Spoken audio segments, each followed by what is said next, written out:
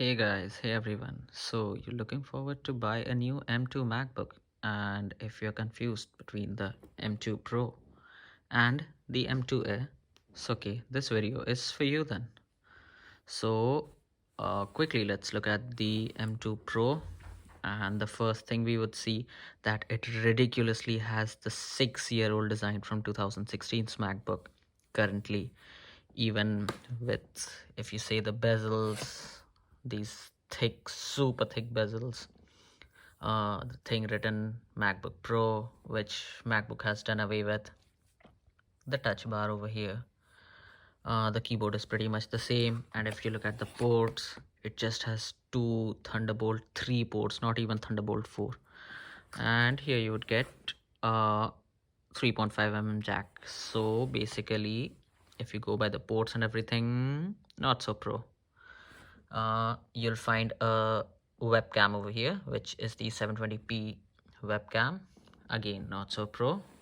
Now coming to the MacBook Air. So this has the all new iconic flat thin chassis design. MacBook Air has they just got bored of the old wedge shaped design, and now they have all this new flat design, basically just like the M1 Pro. uh, and the favorite thing for Apple users, Apple has brought back the all we know the OG function keys, and they are full height. Unless, I mean, this is good. Like, typing on these will really feel good. Not like the touch bar, where you just get all of these to increase the volume. You just tap here, get a slider. Basically, you need to look at the touch bar, and here you just know this will increase your volume, this will increase your volume, this will decrease your volume without even looking at the touch bar. You can get things like these. Just press the function key and and keep on pressing the function key and go to the volume up and down buttons to like increase or decrease them. But like, that is just another step. Like, why would you even do that? So it has the new thin chassis. It is really lightweight. Like, you will feel the difference between the weight of this and the weight of this. Okay, so now we have the ports. Now we have the old MagSafe, which was there in like ancient MacBooks. Apple has brought that to its Air with two Thunderbolt 4 ports and a 3.5 mm jack. So quick note, both of these will support only one 4K monitor up to 6K, 60 Hertz, not 120 Hertz. So one monitor for each of them. The trackpad is basically the same. So see, the difference will come like when you do video rendering stuff. Like, this is the MacBook Pro, so obviously it has fans and it will actively cool, whereas it has no fans, so it will cool passively. So basically, when you're trying to do some video editing and stuff, so there you'll find a difference that this like will start throttling, and this you may feel like, again, if we go by the benchmarks, like this M2 Air, like in most of the cases it even beats the M2 Pro. So like, you may find an extra, you just may get an extra minute of non-throttling, and otherwise, like, hands down, any day you should go with the MacBook Air, like, due to this new iconic design. Like, Apple has brought this flat design to its new laptops everywhere now. Again, it has brought this new notch. Like, this gives you some extra space, you see. Like, this is almost a 14-inch display, whereas this has really super thick bezels. This houses a 1080p webcam, this houses a 720p webcam. And if you go by the design, just look at this design. Like, this is that old 2016 MacBook design with like really sharp edges. Okay, and like, Apple has starting to like so basically users know that okay, this is MacBook. They don't need to just go by the status symbol of a MacBook and everything.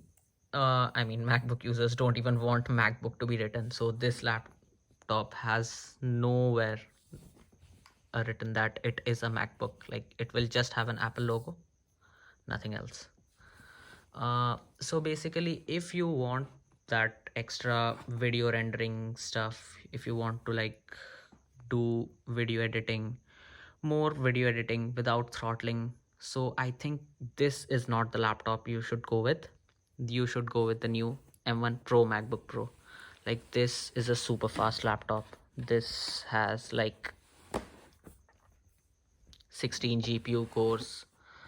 So basically, this is the laptop you should go with if you have like uh, needs for video editing, video rendering, like large 4K or even 8K videos. This is the laptop you should go with, not with this MacBook Pro 13-inch. So basically, what Apple did by getting this, they just, okay, so they have the MacBook Air for around like 1,19,000. They have the MacBook Pro, like this is the 16-inch, but you can easily get the 14-inch model too. So this will come around 1,90,000. So basically, Apple had just taken these two laptops and just, you know, crushed it and brought this laptop. Like, it is not even like, in design wise, it is not even close to this. In performance wise, it is nowhere close to M1 Pro. So basically, this will destroy every reason for getting this laptop. Like, I don't know why even Apple sells this. I mean, if they wanted, if they had given a 1080p or like MagSafe, or maybe more ports, or may have removed this touch bar, which I think entirely all MacBook users don't like it.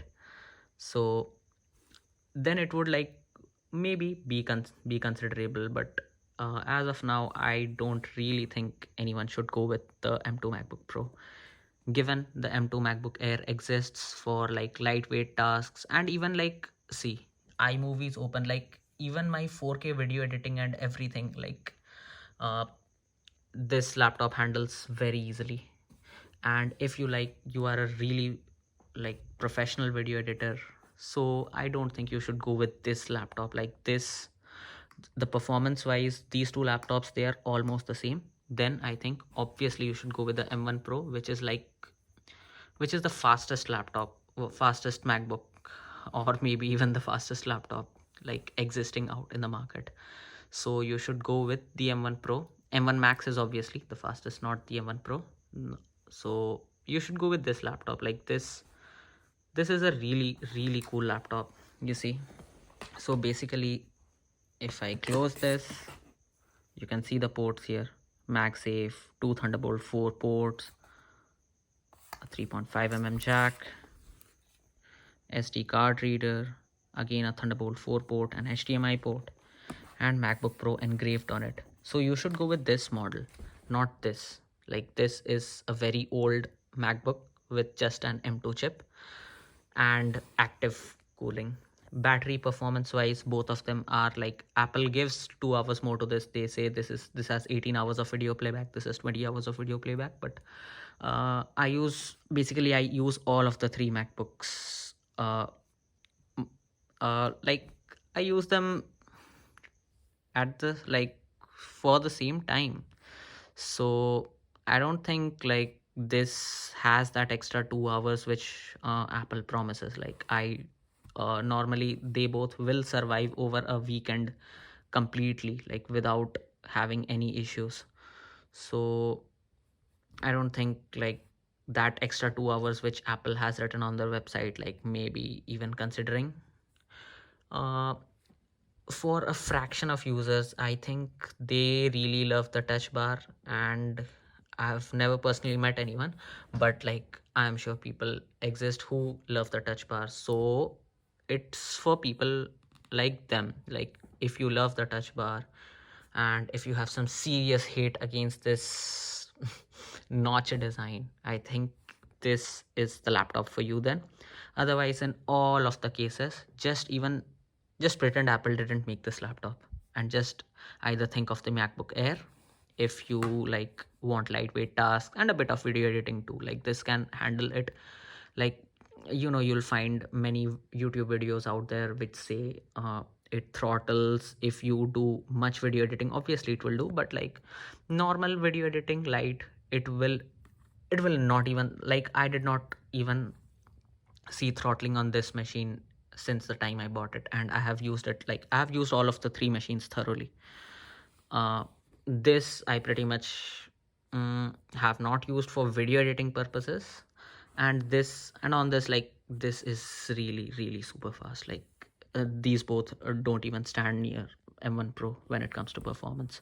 So, and if you are like a professional video editor, just go for the M1 Pro. Like this is the 16-inch M1 Pro. You may go for the 14-inch M1 Pro, or like if you have those like extra bucks, like much extra bucks, just chip them in and get the M1 Max.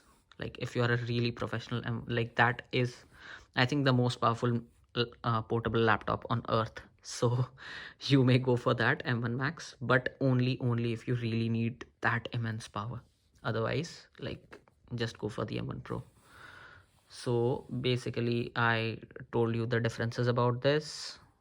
You may find like the specifications and everything you will get on Apple's website. I won't even like explain them to you. That would be just reading out. So I told you the practical differences between these two. So now it's up to you. What do you want? The MacBook Pro or the new MacBook Air? Basically, heads up, this MacBook Air is nothing but a miniature version of this MacBook Pro M1 Pro in terms of the design. Like they both will look really really identical. So okay, thanks for watching. Please do subscribe. Okay, bye bye.